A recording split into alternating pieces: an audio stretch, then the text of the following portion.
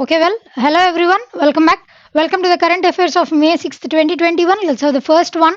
International No Diet Day 2021 is observed on. ఎప్పుడు celebrate చేస్తామండి? It is celebrated on May 6th. Basically ఈ international no diet day అన్నటువంటిది ప్రతి సంవత్సరం కూడా ఈ డేని సెలబ్రేట్ చేయడం వెనకాల హిస్టరీ ఏంటి అని అంటే 1992 నుంచి యూకే వాళ్ళు దీనిని ఇంట్రడ్యూస్ చేశారు. బేసిక్లీ దీని యొక్క ముఖ్య ఉద్దేశం ఏంటి అని అంటే పేరులో చెప్పుకున్నటువంటి విధంగానే నో డైట్ డే అంటే చాలామంది వాళ్ళ బాడీ షేప్‌ని మెయింటైన్ చేసుకోవడానికి కానీ, లేదు అనంటే వాళ్ళు స్లిమ్ అవ్వడానికి కానీ డైటింగ్ చేస్తూ ఉంటారు. ఆ డైటింగ్‌లో కూడా సరైన పాలలో ఉండకపోతే ఆ డైటింగ్, దానివల్ల వచ్చేటువంటి రిజల్ట్స్ కూడా అంత ఫ్రూట్‌ఫుల్‌గా ఉండకపోవచ్చు అన్నటువంటి దాని గురించి ఎక్స్‌ప్లెయిన్ చేస్తూనే ఈ ఇంటర్నేషనల్ నో డైట్ డేని సెలబ్రేట్ చేస్తారు. అంటే దాని పట్ల ఇప్పుడు మనం డైట్ ఫాలో అయినప్పటికీ కూడా ఒక ప్రాపర్ డైట్‌ని ఏ విధంగా ఫాలో అవ్వాలి? డైట్‌ని ఫాలో అయినప్పటికీ కూడా దానివల్ల కలిగేటువంటి లాభాలు ఎంతవరకు ఫ్రూట్‌ఫుల్‌గా ఉన్నాయి? ఎంతవరకు ఫ్రూట్‌ఫుల్‌గా లేవు? వీటన్ని గురించి ప్రోస్ అండ్ కాన్స్‌ని ఎక్స్‌ప్లెయిన్ చేస్తూ ఈ డేని సెలబ్రేట్ చేసుకుంటాం. అదేవిధంగా వేరే ఆప్షన్స్ విషయానికొస్తే మే 1 వచ్చేసి international labour day is celebrated on May 1 అని దీని గురించి మనం ఎక్స్‌ప్లెయిన్ చేసుకున్నాం. మే 3 వచ్చేసి వరల్డ్ ప్రెస్ ఫ్రీడమ్ డే, దీని గురించి కూడా మనం ఎక్స్‌ప్లెయిన్ చేసుకున్నాం. మే 5 వచ్చేసి దీని గురించి నిన్ననే ఎక్స్‌ప్లెయిన్ చేసుకున్నాం. వరల్డ్ హ్యాండ్ హైజీన్ డే దీంతో పాటుగా ఇంకా ఇంటర్నేషనల్ మిడ్‌వైఫ్స్ డే, దీన్ని కూడా సెలబ్రేట్ చేస్తాం మే 5న. అదేవిధంగా మే 7 వచ్చేసి international athletics day or world athletics day celebrated on May 7th. These are several other important days that are celebrated in the month of May. Clear kadandi? Right. Next one. Name the world's largest airplane which was successfully completed second test flight recently. What is that flight? And it is Stratolaunch. Basically Stratolaunch ఇక్కడ చూపించినటువంటి విధంగా ఈ స్ట్రాటోలాంచ్ వచ్చేసి 2 Boeing ఫ్లైట్స్‌కి సమానంగా ఉంటుందండి. 2 Boeing ఫ్లైట్స్‌కి equal to this Stratolaunch. Earlier ఈ US government ఏం చేసింది అనంటే 1941లో ఒక బిలియనీర్‌కి ఈ విధమైనటువంటి ఒక ఫ్లైట్‌ని, వరల్డ్‌లోనే లార్జెస్ట్ ఫ్లైట్‌ని తయారు చేయమని చెప్పేసి ఒక బిలియనీర్‌కి చెప్పారు. ఆ బిలియనీర్ వచ్చేసి ఎవరు అనంటే హావర్డ్ హ్యూగ్స్. ఈ బిలియనీర్‌కి చెప్పారు. ఈ రెస్పాన్సిబిలిటీని అప్పజెప్పారు. ఆయన ఏం చేశారంటే H4 హెర్క్యులస్ అన్నటువంటి ఫ్లైట్‌ని 1947లో దీనిని తయారు చేశారు. కాకపోతే ఈ 1947లో తయారు చేసినటువంటి ఈ హెర్క్యులస్ దీని యొక్క వింగ్ స్పాన్ వచ్చేసి ఎంతుంది అనంటే 97.5 మీటర్స్. కేవలం 97.5 మీటర్స్ ఉందండి. అదేవిధంగా స్ట్రాటోలాంచ్ యొక్క వింగ్ స్పాన్ వచ్చేసి ఎంతుంది అనంటే 117.3 మీటర్స్. వింగ్ స్పాన్ అంటే తెలుసు కదండి ఇది. ఈ వింగ్ స్పాన్ వచ్చేసి 117.3 మీటర్స్ ఉంది. అర్లియర్ ఈ H4 హెర్క్యులస్ కేవలం ఒకే ఒక్క సక్సెస్‌ఫుల్ ఫ్లైట్‌ని కంప్లీట్ చేసుకుంది. దాని తర్వాత ఏ రకమైనటువంటి ఫ్లైట్స్‌ని చేయలేకపోయింది. అందుకని చెప్పేసి అది విఫలమైపోయింది. ఈ H4 హెర్క్యులస్ అన్నటువంటిది దాన్ని ఇంకొక పేరేంటనంటే దానికి నిక్‌నేమ్ వచ్చేసి స్ప్రూస్ గూస్. దాని యొక్క నిక్‌నేమ్. ఇదొచ్చేసి యూఎస్ఏ వాళ్ళ ఫుట్‌బాల్ స్టేడియం అంత వెడల్పు ఉంటుంది. అంత లెంగ్త్‌లో ఉంటుంది. కాకపోతే వేరాజ్ ఈ స్ట్రాటోలాంచ్ అన్నటువంటిది దానిని కూడా ఆ డైమెన్షన్స్‌ని కూడా మించిపోయింది. ఆ విధంగా రీసెంట్‌గా ఇదివరకు ఒక టెస్ట్ ఫ్లైట్‌ని కంప్లీట్ చేసుకుంది. ఇప్పుడు రీసెంట్‌గా 2 రోజుల క్రితం సెకండ్ టెస్ట్ ఫ్లైట్‌ని 2.5 అవర్స్ పాటు నిర్వహించి ఈ ఫ్లైట్‌ని కంప్లీట్ చేసింది. అది కూడా అట్ అన్ ఆల్టిట్యూడ్ ఎంత హైట్ వరకు అనంటే 14,000 ఫీట్ హైట్ వరకు ఇది ఫ్లై చేయగలిగింది. అదేవిధంగా అసలు దీనివల్ల మేజర్‌గా యూజ్ ఏంటండి? ఇంత పెట్టి తయారు చేయడం వెనకాల యూజ్ ఏంటి అనంటే రాకెట్స్ లాంచ్ చేయడానికి, అదేవిధంగా స్పేస్ వెహికల్స్‌ని లాంచ్ చేయడానికి, వీటన్నిటి యొక్క లాంచ్‌లో ఈ స్ట్రాటోలాంచ్ అన్నటువంటి దీనివల్ల ప్రయోజనం ఉంటుంది. క్లియర్ కదండి? Right. Next one. C The Union Cabinet has approved signing of an MOU, that is Memorandum of Understanding on Migration and mobility partnership between India and which of the following country? What is that country అండి? It is UK. What's the capital and currency of UK అండి? Those are London and the currency is pound sterling. Basically అసలు ఈ migration and mobility partnership అంటే ఏంటి అంటే, mobility అంటే ఒక దేశం నుంచి ఇంకొక దేశానికి నథింగ్ బట్ మూమెంట్. దీనివల్ల మేజర్గా బెనిఫిట్ అయ్యేటువంటి వ్యక్తులు ఎవరంటే స్టూడెంట్స్ బెనిఫిట్ అవుతారు. అదేవిధంగా ఎవరైనా బిజినెస్ పర్పస్ వెళ్ళిన వాళ్ళకు కూడా చాలా ఫెచింగ్గా ఉంటుంది. అక్కడికి వెళ్ళి సెటిల్ అవ్వాలి అనుకున్నటువంటి వ్యక్తులకు కూడా చాలా ఈజీగా ఉంటుంది. అదేవిధంగా మైగ్రేషన్ అండ్ మొబిలిటీ పార్ట్నర్షిప్ రీసెంట్గా ఇండియా మన యూకే వీళ్ళతో మెమరాండమ్ ఆఫ్ అండర్స్టాండింగ్ సైన్ చేయడం వల్ల కేవలం ఈ ఫీల్డ్ ఆఫ్ యాక్టివిటీ మాత్రమే కాదండి, రీసెంట్గా G7 సమ్మిట్ దానికి కూడా చైర్గా యూకే వ్యవహరించబోతుంది. అండ్ COP26 సమ్మిట్ కూడా ఈ యూకేలో ఉన్నటువంటి మాడ్రిడ్, ఒక సిటీ అయినటువంటి మాడ్రిడ్లో అక్కడే జరగబోతుంది COP26 క్లైమేట్ సమ్మిట్ కూడా. దీనివల్ల మనం కేవలం ఒక ఫీల్డ్ ఆఫ్ యాక్టివిటీకి మాత్రమే పరిమితం కాకుండా వేరియస్ ఫీల్డ్స్ ఆఫ్ యాక్టివిటీస్లో కూడా వాళ్ళతో మనం పార్ట్నర్షిప్ని సైన్ చేసుకునేటువంటి వీలుని కల్పిస్తుంది. That is UK. క్లియర్ కదండి? Right. Next one, which state government is going to launch CLAP scheme? What is that state and it is Andhra Pradesh. CLAP stands for what అండి? Clean Andhra Pradesh. This is the full form of CLAP అండి. ఈ clean Andhra Pradesh అన్నటువంటి దీని యొక్క ముఖ్య ఉద్దేశం, ఈ scheme యొక్క ముఖ్య ఉద్దేశం ఏంటి అని అంటే, ఈ ఆంధ్రప్రదేశ్లో ఉన్నటువంటి cities as well as towns వీటిల్లో ఈ ఉన్నటువంటి గార్బేజ్ దానిని క్లియర్ చేయాలి. అదేవిధంగా సిటీస్ని యాజ్ వెల్ యాజ్ ద టౌన్స్ని క్లీన్గా ఉంచాలి అన్నటువంటి ఉద్దేశంతో ఆంధ్రప్రదేశ్ స్టేట్ గవర్నమెంట్ తీసుకున్నటువంటి ఇనిషియేటివ్. దీనిని జూలై 8న దీనికి సంబంధించి టోటల్గా నియర్లీ 8,000 ట్రక్స్ని లాంచ్ చేయబోతున్నారు. అది కూడా ఆటోమేటిక్ ట్రక్స్. ఈ ట్రక్స్ మరి ఆటోమేటిక్గా ఎలా పనిచేస్తాయండి అని అంటే, దీనికి కెమెరాస్ అదేవిధంగా GPS సిస్టమ్ ఇవన్నీ కూడా దీనికి ప్రొవైడ్ చేస్తారు. దాని త్రూ ఈ ట్రక్స్ ఎక్కడ గార్బేజ్ కనిపించినా కూడా క్లీన్ చేసుకుంటూ వెళ్ళిపోతాయి. ఈ విధంగా ఆంధ్రప్రదేశ్ మొత్తం కూడా క్లీన్ అండ్ గ్రీన్గా తయారు చేయాలి అన్నటువంటి ఉద్దేశంతో క్లాప్ అన్నటువంటి స్కీమ్ని ఆంధ్రప్రదేశ్ స్టేట్ చీఫ్ మినిస్టర్ అయినటువంటి వైఎస్ జగన్మోహన్ రెడ్డి గారు రీసెంట్గా పేర్కొన్నారు. అండ్ దీనికి సంబంధించి ఈ ఆటోమేటిక్ ట్రక్స్ని జూలై 8 నుంచి లాంచ్ చేయబోతున్నారు. That is one of the major advantages of the scheme. దీంతో పాటుగా రీసెంట్గా మొట్టమొదటిసారిగా మన భారతదేశంలోనే జెండర్ బడ్జెట్ అన్నటువంటి కాన్సెప్ట్ని కూడా ఇంట్రడ్యూస్ చేసిన మొట్టమొదటి రాష్ట్రంగా ఆంధ్రప్రదేశ్ స్టేట్ గవర్నమెంట్ ఆవిర్భవించింది. క్లియర్ కదండి? Right. Next one, who's the author of the book titled Bengal 2021 an election diary? Who's it? It is Deep Haldar గారు బెంగాల్ డైరీ అన్నటువంటి పుస్తకాన్ని రీసెంట్గా రచించారు.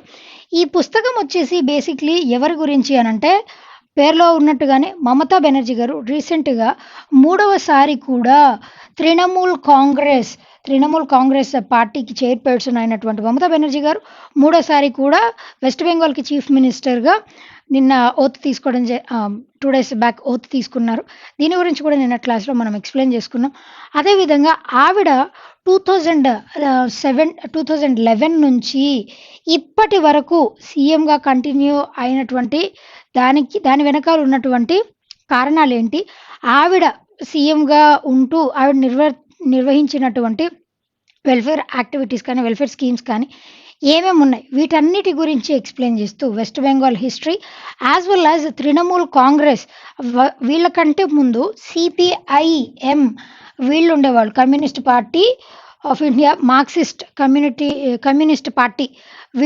వీళ్ళని 30 years నుంచి అక్కడ CPI వాళ్ళు రూల్ చేస్తూ వచ్చారు. వాళ్ళ ప్లేస్లో మొట్టమొదటిసారిగా ఒక మహిళ సీఎంగా ఎలా ఎదిగింది. This book is entirely about west Bengal chief minister Mamata Banerjee. Clear కదండి?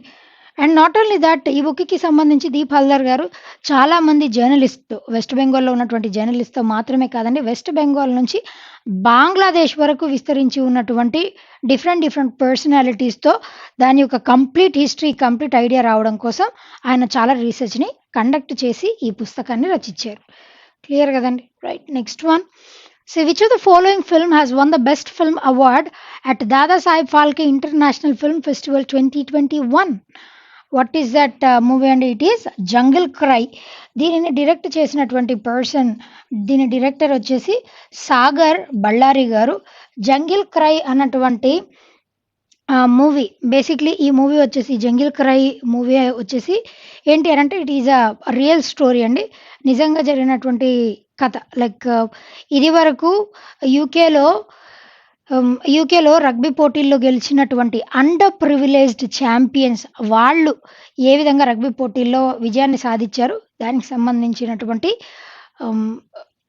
సంబంధించినటువంటి మూవీనే ఈ జంగిల్ క్రై.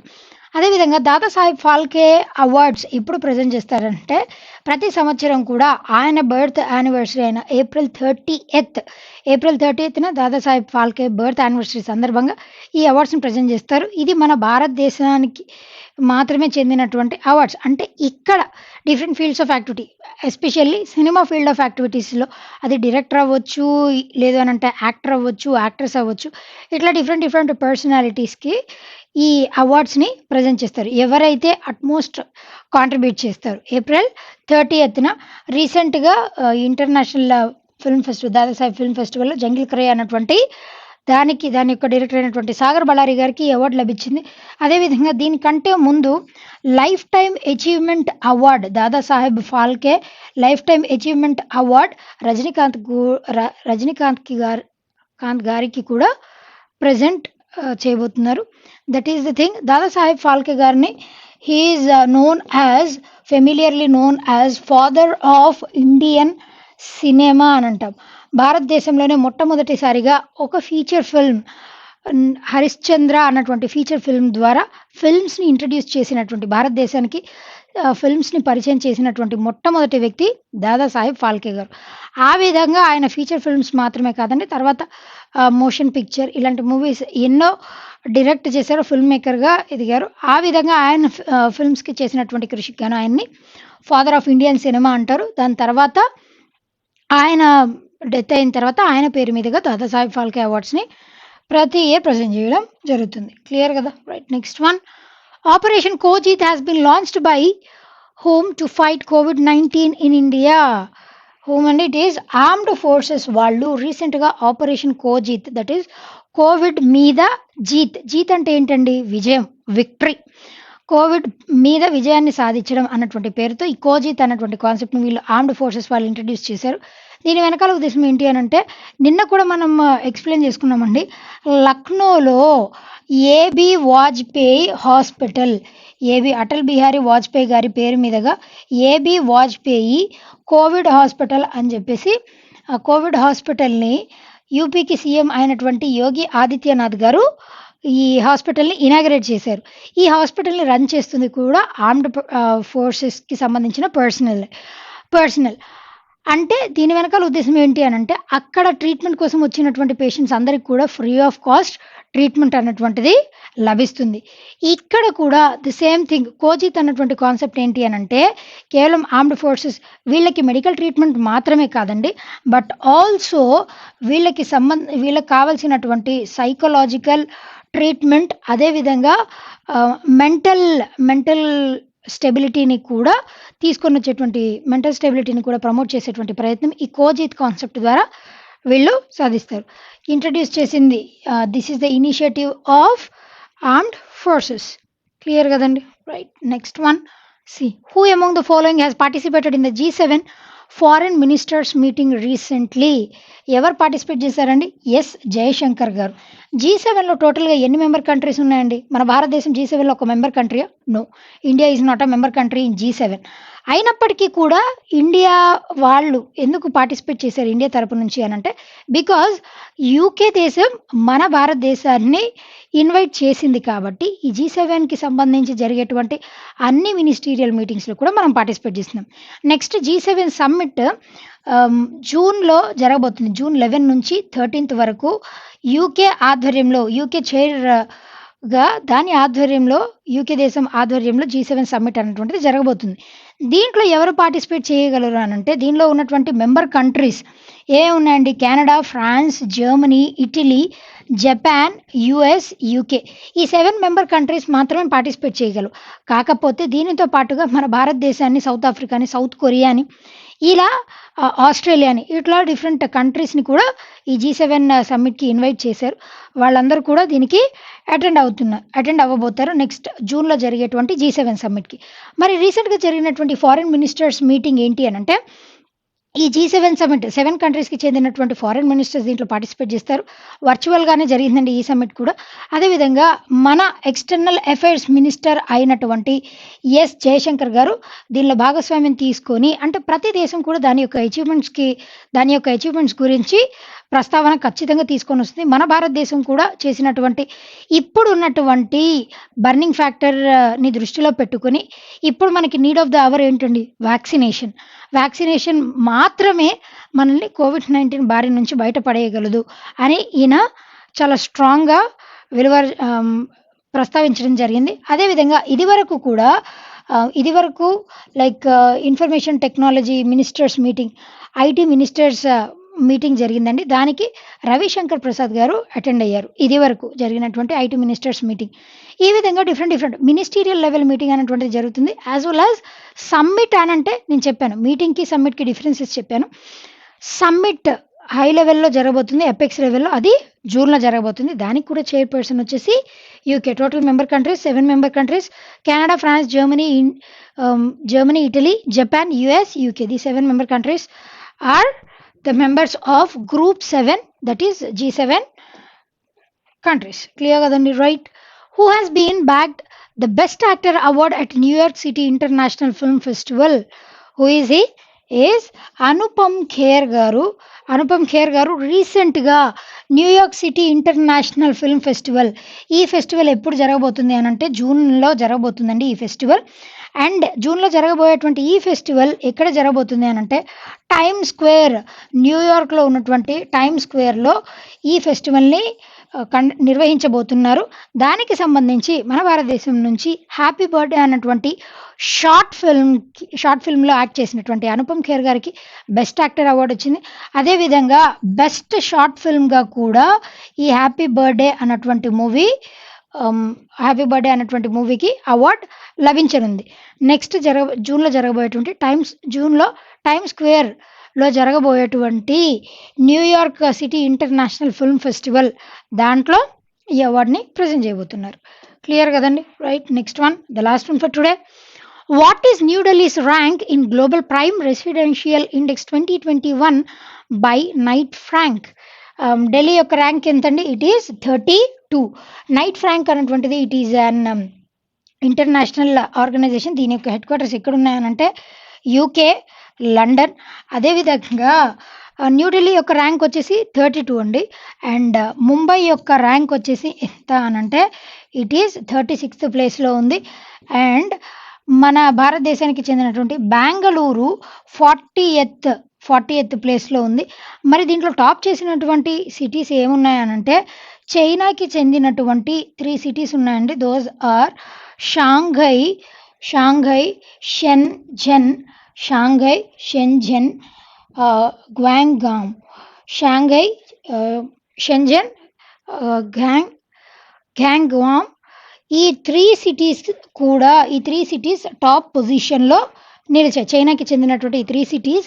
ఈ ప్రైమ్ రెసిడెన్షియల్ ఇండెక్స్ అంటే ఏంటి అనంటే పేరులో ఉన్నటువంటి విధంగానే ప్రైమ్ రెసిడెన్షియల్ అంటే ఒక పర్టిక్యులర్ ఏరియాలో ప్రైమ్ అంటే ఏంటండి?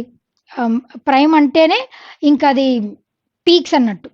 అదేవిధంగా ఈ ప్రైమ్ రెసిడెన్షియల్ ఇండెక్స్ అన్నటువంటిది దేన్ని బేస్ చేసుకొని ఇస్తారు అనంటే ఆ పర్టిక్యులర్ ఏరియాలో ఇంకా అన్నిటిని దాటుకొని హైయెస్ట్ గ్రేడ్ అన్నటువంటి దాన్ని, క్వాలిటీ, ఒక స్టాండర్డ్ని మెయింటైన్ చేసేటువంటి రెసిడెన్షియల్ ఏరియాస్ని దృష్టిలో పెట్టుకొని ఈ ర్యాంకింగ్స్ని ఇస్తారు. అర్లియర్ లైక్ కొద్ది సంవత్సరాల క్రితం వాటితో కంపేర్ చేస్తే ముంబై, అదేవిధంగా బెంగళూరు, న్యూఢిల్లీ. ముంబై, బెంగళూరులో మేజర్‌గా ఈ గత సంవత్సరాలతో పోలిస్తే ప్రైమ్ రెసిడెన్షియల్ ఇండెక్స్ అన్నటువంటిది.